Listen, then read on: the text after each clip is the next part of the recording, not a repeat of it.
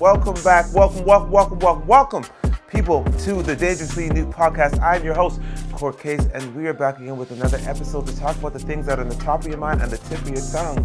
And we're going to go through all things from pop culture to world news and everything in between. Like we always do this time, let's get to it. The views and opinions expressed in this program are for entertainment purposes only and do not necessarily reflect the views or positions of any of the entities they represent.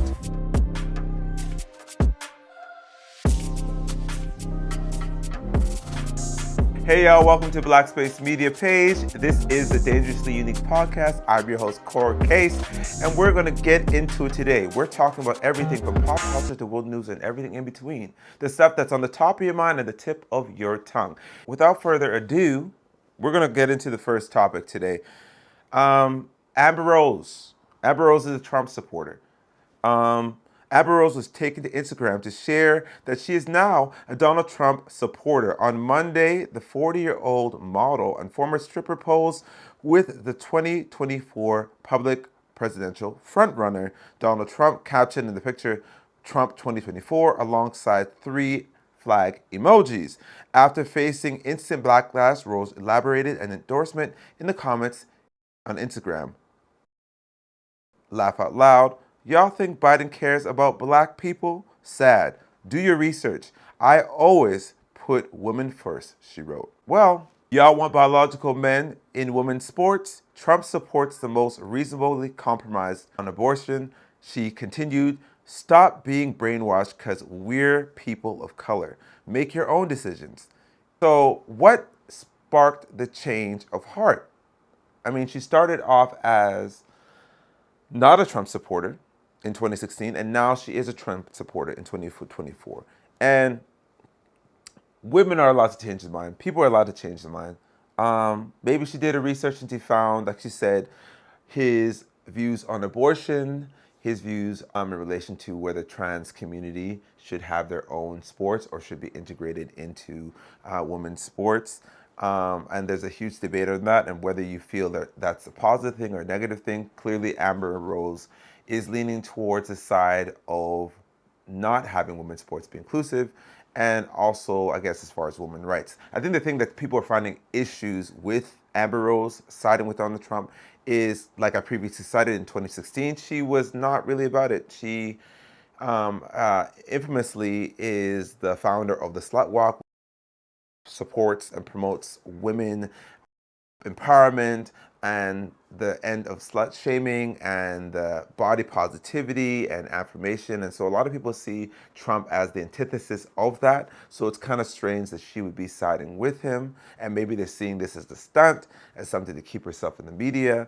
But nonetheless, at the end of the day, we all have the right to decide what we want to do and what works for us. If she did the research and she feels that Trump is the best candidate for her and she wants to vote for Trump, at the end of the day, one could not hold her in contempt for that because she has every right to do that. I'm not American.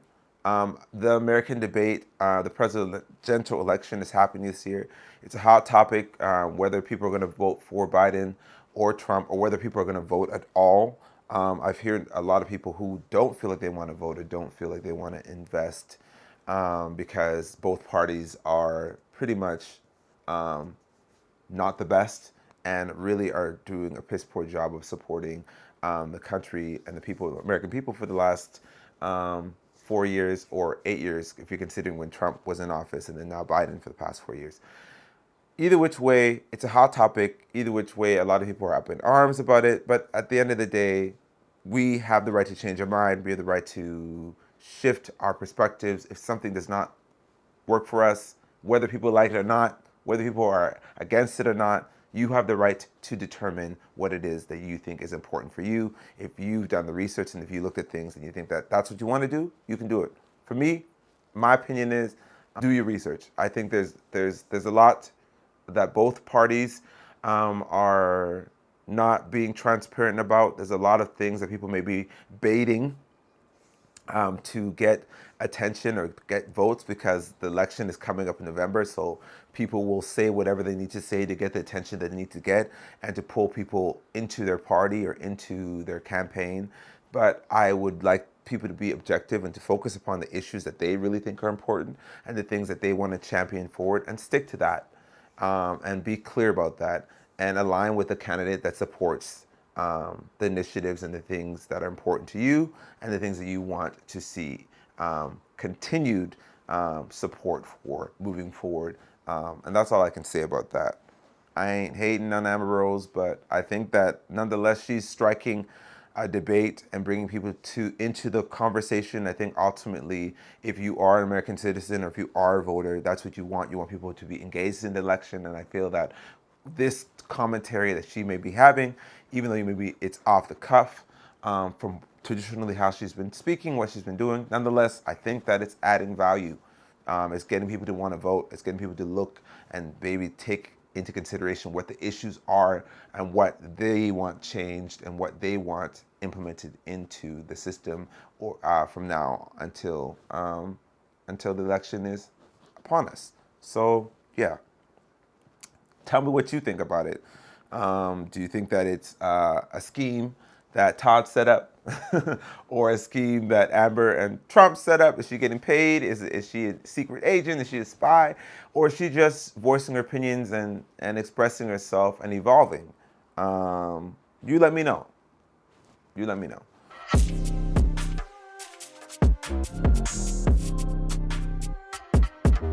The next topic is Cameron. Cameron had a CNN interview about the rapper Diddy, basically discussing the recent videotape that came out with him and Cassie that we talked about previously last week. And so the rapper and podcaster Cameron was invited to CNN to talk about recent events related to rapper mogul P. Diddy. The rapper Cameron plugged his intimacy supplement and made a crude sexual reference, and wondered aloud, why was he here and why was he asked to appear on CNN? Abby Phillips asked him on Monday about a video of Sean Diddy Combs beating his ex-girlfriend. Thanks for being here. First, when you saw that video of Diddy, Cassie in that hotel, did you recognize that Sean Combs? What I want to say, first of all, when I seen the video, everything in the video is egregious. I'm against. He said it wasn't for him, and he weighs in on Combs' subsequent apology, adding that it was up to the victim, Cassie Ventura. What did you think about the apology that he gave in that other video? Ain't me for this. The apology ain't for me to decide. It's for Cassie. What I think about it don't matter. He ain't do nothing to me. Cassie need to ask Cassie if she accept the apology. I told you how I feel. I said what I said. Cameron loudly drank his pink horsepower supplement, claimed that his website is a libido-enhancing quality, turning containers so the viewers could see the label. Can you tell us a little bit more about that? I mean, is there something known in the industry about how Diddy treated his artists?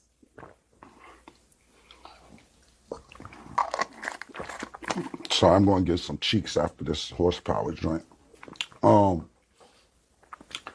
just going off what Mace said. Mace took me to Biggie. I don't really know Puffers like Mace know Puff.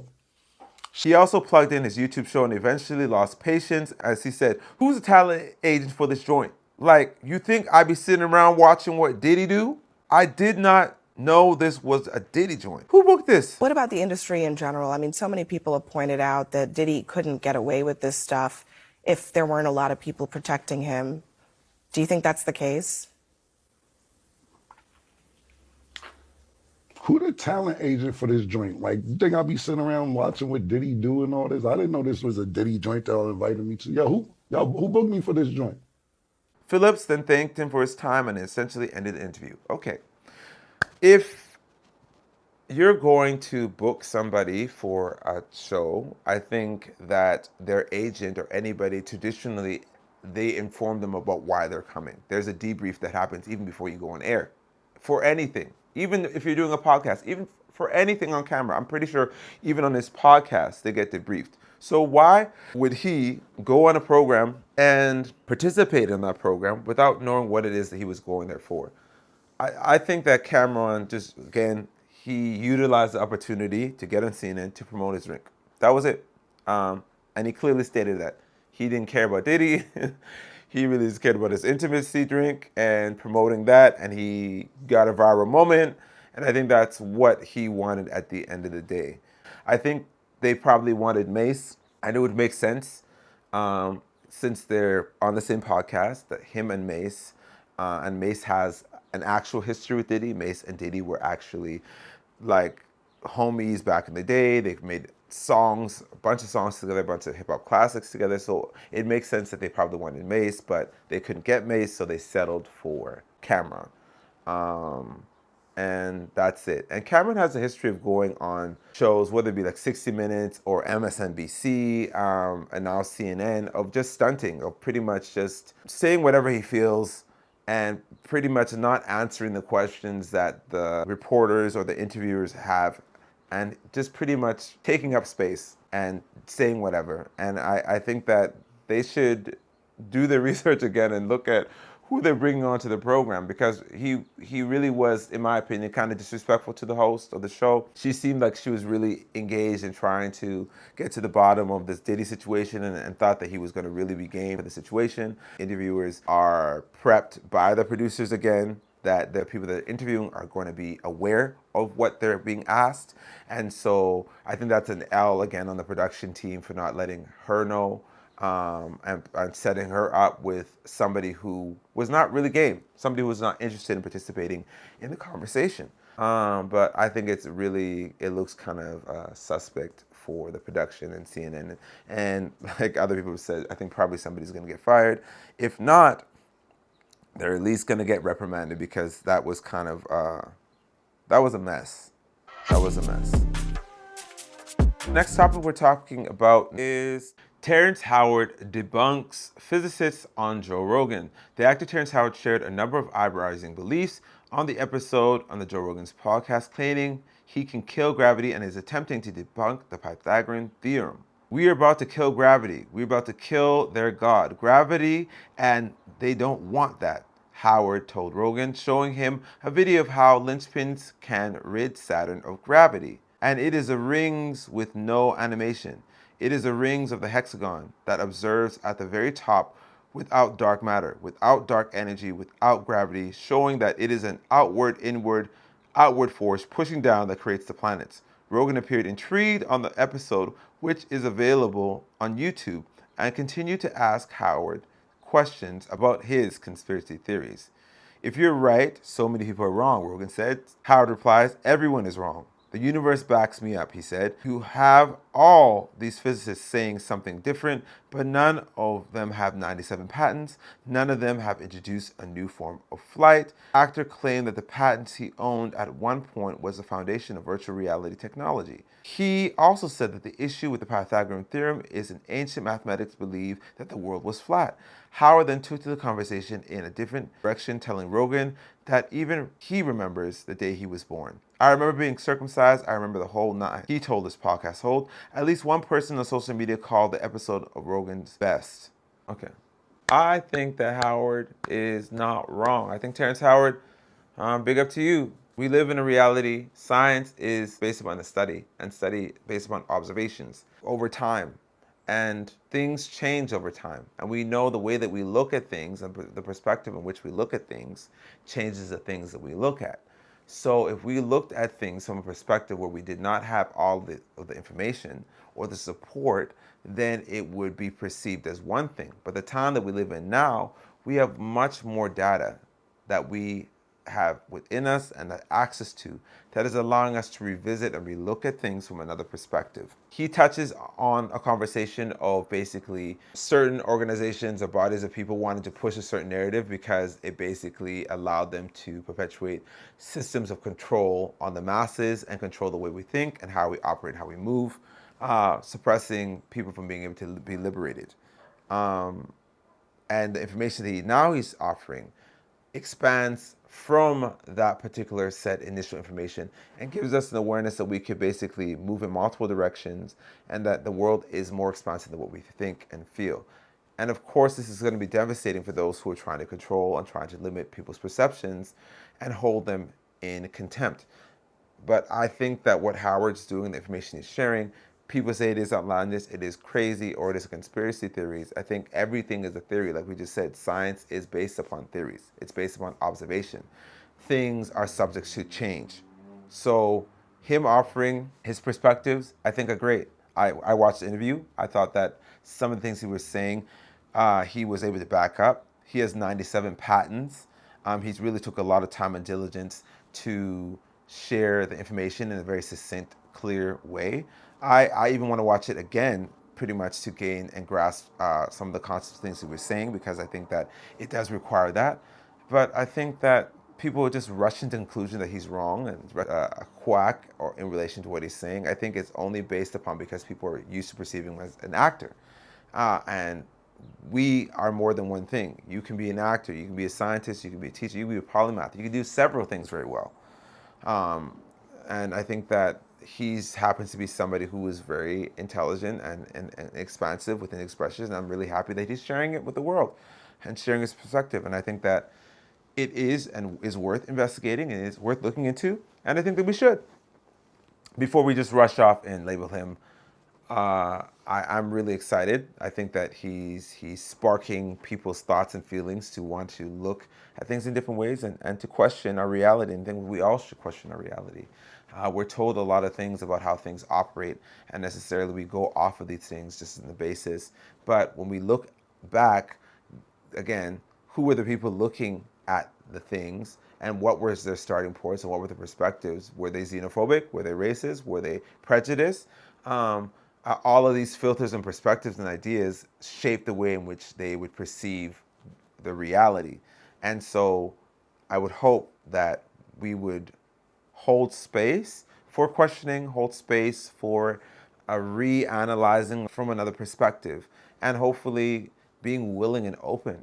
Hey, I'm your host, Core. If you like me or anything I'm saying today, please like, share, and subscribe.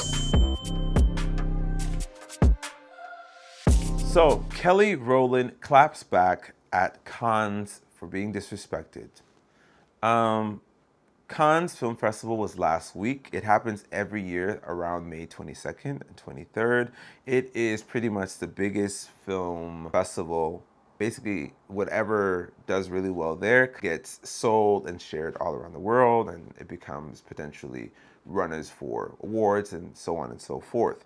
The Cannes Film Festival is known for its dramatic red carpets. However, things took a little too dramatic Tuesday when Kelly Rowland had to be ushered off the red carpet. According to Variety, while attending the premiere of the Marcelo Mio, the singer-actress was posing for photos when an usher started requesting that she move to the stairs and climb behind her. 3 more ushers popped up and created a wall and moved her to the right. When she went to wave for fans, 2 ushers came from behind her and their hands out blocking the view and dragged her up the stairs. Suddenly, a woman holds her arm out, blocking Kelly, which leads to the motivation singer to smile to the usher, slightly touching her arm. As the woman's arm maneuvers Rowland up the stairs, the Destiny's Child star gives her finger wave, presumably letting her know the escalation and aggression wasn't necessary. Kelly wasn't the only one who experienced this. Getting a photo, actress Mizelle Trevas was shoved the same way. This is looking messy for Cannes, I have to say. Whoever is responsible for taking care of the red carpet or producing, y'all need to be more mindful about how you take care of your talent that you're inviting to these events. If the people that are coming in, who are coming there to be seen and to be photographed, if she spent how many hours in hair and makeup, she spent hours with her team prepping to show up, her being there is amplifying Cannes. Her being there is supporting the festival. She's a world-renowned artist and musician. So her coming to these events only expands the attention and the eyes, and I think the importance of this space. If you are deeming that entertainment realities are important or celebrity spaces are important, personally, I'm a fan of Kelly Rowland, so her being there drew me in, and I think a lot of other people. But what I find really crazy is the fact that you would be so disrespectful to somebody you invited to your event. And I think that this woman who was being completely out of hand by trying to usher her off should have been removed, but she wasn't, and she therefore went on forth to do the same thing to another woman of color. And so it kind of looks suspect, kind of looked there was a pattern. But then again, in my conspiracy mind, I'm kind of thinking like, people know that black rage and pretty much poking and prodding people of color gets attention. When I think about the Cannes Film Festival, I didn't even know what was going on until this beef came out with Kelly Rowland, really. Like, I know about the festival, I am in film, I am in this awareness, but I think Kelly Rowland and the incident ended up overshadowing anything else that took place. It became its own thing. I feel definitely this whole entire, people know that if we attack certain people, there's going to be some level of clout that you get from it. And we live in a reality where good press, bad press, it's all the same. It's all attention. It's all a mention. It all beefs with the algorithms. It just looks messy to me. And I think that they haven't really released a statement expressing what their protocol is and why their security operates the way that they do, and what their goal is moving forward. They have not said anything. They kind of just left it as what it is. But Kelly did speak about it, and she pretty much said that she felt disrespected, and she basically handled it. A boundary was crossed, and she handled it. And I really respect her for saying that and voicing that. I think that a lot of the times people want to make people seem like they're being aggressive, more aggressive than they are, or problematic. And I think that historically, everyone knows Kelly Rowland has been really chill and loving and just a bubbly personality. So her reacting to that security guard in that way was only definitely must have been something that, as far as them encroaching on a personal space, for her to pretty much let them know to back up. Like, it's not cool. Chill out. We ain't doing that over here. Okay? We ain't doing that. This is Kelly Rowland. Okay? That's what it is. But yeah, she had that finger in that lady's face. Like, don't let nobody put your hand. When the hands start flowing, it can get dangerous. It can get dangerous. But I'm happy she handled herself well. Big up to you, Kelly. Big up to you, Kelly. And yeah, that's it.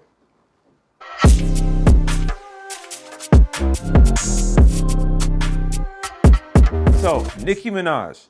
Nicki Minaj was arrested in Amsterdam and claims officials took my bag without consent. Nicki Minaj was arrested by police at the Amsterdam airport on Saturday. A Dutch National Police source confirmed to ABC News. The Dutch police, in a statement, said the 41-year-old was arrested for trying to leave the country while in possession of soft drugs, which is prohibited. The police agency later said she had been released from custody after consultation with the Public Prosecution Service. The suspect was fined and can continue her journey. Dutch police posted on X on Saturday. Minaj's scheduled concert in Manchester, England, was postponed according to the announcement from the venue on X. Despite Nicki's best efforts to explore every possible avenue to make tonight's show happen, events of today's have made it impossible.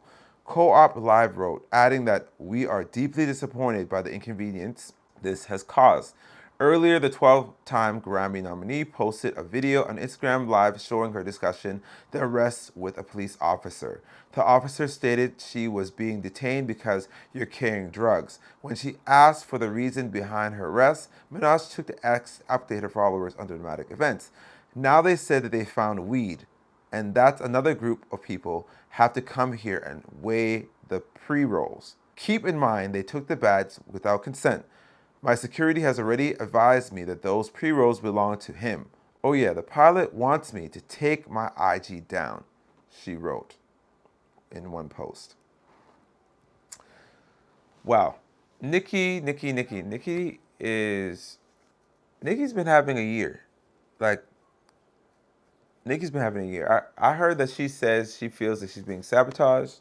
She feels that they searched her bag without her consent, and that those drugs were not particularly hers, and that it was pretty much a whole entire, again, another scheme, another plot to derail her from her successful tour, which has been a real success. I think the numbers have been amazing. She's been selling her shows all around the world.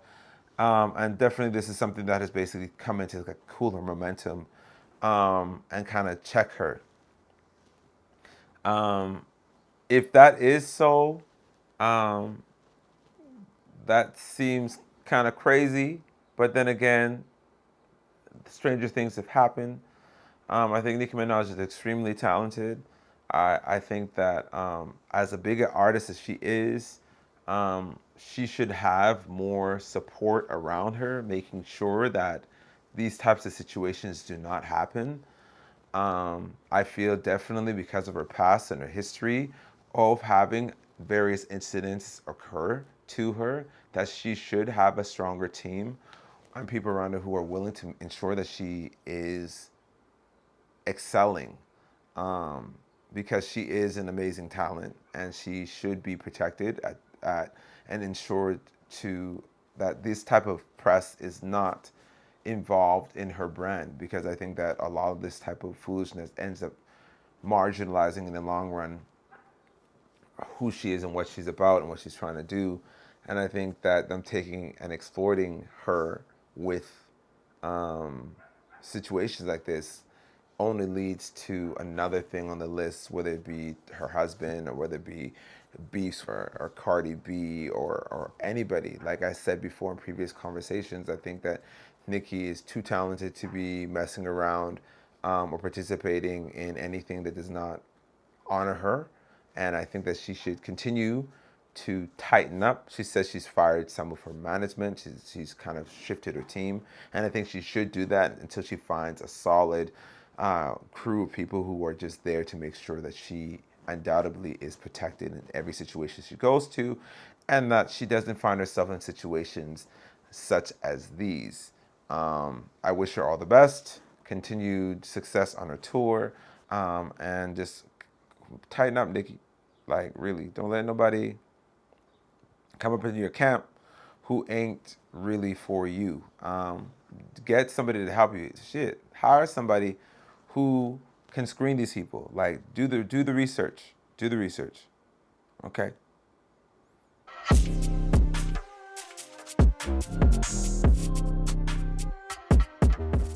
So, NBA great Dwayne Wade launches Translatable, an online community supporting transgender youth. Wade shared with Zaya and credited her with inspiring the creation of Translatable, a new online community designed to support transgender children and their families. The question was presented to her: if you have one thing that you would want to see change in this community, what would it be? Wade recalled. And for her, it goes right to parents. It goes right to the adults. It goes right to us. It's not the kids, it's us. And so she wanted to create a space that she felt for her parents and their kids. That's what Translatable is, and it's her baby. Wade hopes Translatable, which is funded by the Wade Family Foundation, will provide a community to support growth, mental health, and well-being, and that the space ignites more conversations, leading to greater understanding and acceptance. He said he will use $250,000 in unrestricted funds that comes with the Elevate Prize Catalyst Award he received recently in Miami for Translatable. So he created a platform to support the trans community, trans youth, and their families. And on Twitter, people are up in arms and having various opinions. I feel, what is so wrong about a father wanting to support his child? Like, at the end of the day, Zaya is his child, and he wants to ensure that his child is safe, is loved, and is supported, period. And I think every parent, no matter what their child is or where the child is in their journey, wants the best for their child, I would hope. We understand that this may not always be the case. We understand that some people lovingly want the best, but because of fear and because of their own personal phobias or xenophobia or unprocessed or lack of awareness, may hold certain perspectives that may marginalize their children or their family members. But I feel that Dwayne is really trying to do the best to support his daughter. I know a lot of people are talking that have talking points in relation to how this, how his support of his child is basically affirming lifestyles and ways of being that are not in line with, I guess, Judeo-Christian awareness or perspectives on what and how people should express themselves. But we live in a reality, and we've always lived in a reality, where there's always been a diversity of expressions. And I think that all spaces and all people need to be supported. When we're looking at the truth of the situation, having a platform could support them within mobilizing and support the community, within having spaces where they can discuss their experiences, their narratives, and come into a greater awareness and establishment of themselves, which I think, again, is wonderful. But I think our focus and attention should be more so on the well-being and the health and of the people in our communities, in our society, as opposed to seeking to be divisive and to marginalize people because of how they choose to support one another, how they choose to love one another, as long as the support and the care is coming from a space that seeks to engender experiences that are going to be supportive and loving, and to support communities that are marginalized who often don't get the support.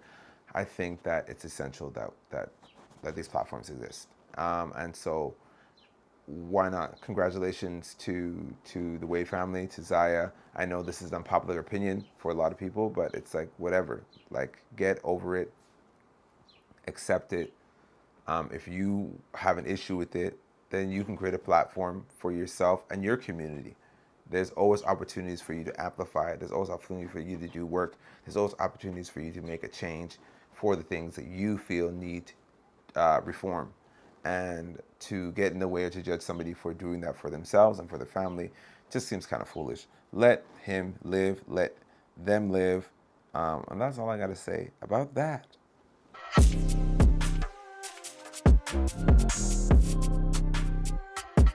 So Netflix buys the Diddy documentary. Netflix buys the Sean Diddy Combs documentary after a bidding war. The documentary series about the allegations of sexual abuse, rape, and sex trafficking against the rapper Sean Diddy Combs has landed on Netflix months after its producer, Curtis Jackson, started teasing the project, and posters for the sake of the documentary started making rounds on social media.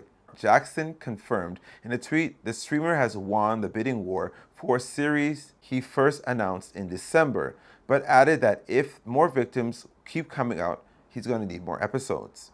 G-Unit Film and Television Production Company, owned by Jackson, confirmed last year a still unnamed docuseries project was in the works and would focus on the allegations against Combs, who had at least 4 women accused him of rape, abuse, sex trafficking, and other crimes in the last 6 months. Combs has denied all claims against him. Jackson teased the project on X, posting a video from former rapper Mark Curry, who was signed to Combs' Bad Boy Records, talking about the partying in the club and saying that Combs would spike bottles of champagne with something to make the girls really, real slippery. Okay, so what's really crazy to me is that 50 Cent is about to make, or has made, millions of dollars from trolling Diddy. This is absolutely, I've never ever seen this, where somebody is making that much money off of trolling somebody off of a beef. This kind of I don't know if he knew this, like the level of strategy. This is like when 50 talks about the art of war and the 48 laws of power. He really is a tactician. He really is a strategist. He really takes those laws seriously. And when he probably read that law, destroy your enemy totally and completely, from the 48 laws of power, he took that to heart.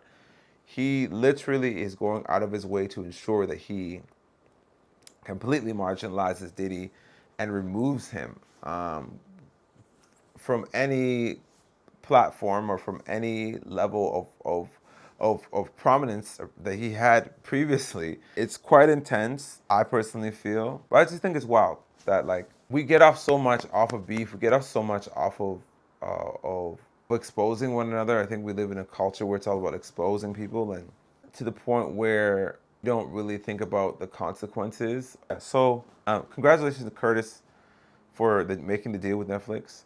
It would be great if he would use the money that he got from that to actually support domestic violence or other issues in relation to his issues that he's claiming Diddy actually participated in, allegedly. I think that would be more impact, a move that he could do. Make it a 360, a more impactful conversation. That's just my suggestion, that he could do with the money. I think that would be a great offering to support the women and men who are caught in these certain situations. But it's wild. I've never seen anything like this. I've never seen somebody make this much money or get this much opportunities to. It's wild. So congratulations. It's kind of bittersweet, sad. It's wild. It's weird. Hey, this is the world that we're living in right now. Profiting off of people's downfalls is just what it is. I'm not saying that Diddy doesn't deserve it. I don't know who he is all in totality, but I feel that it's wild. I would just like to put caution to the wind that 50 better make sure that his space is clean, and I'm pretty sure he's probably working on that, making sure it is, because if it's not, the pendulum swings both ways, my brother. So hopefully you doing right, so that you don't find yourself in these situations. And that's all I could say about that.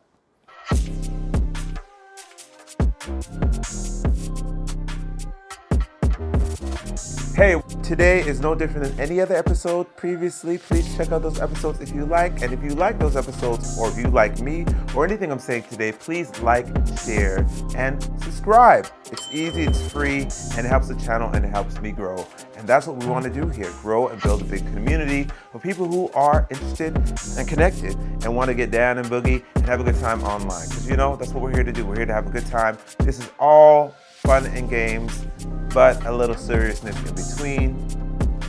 You know how we do here. Let's get into it.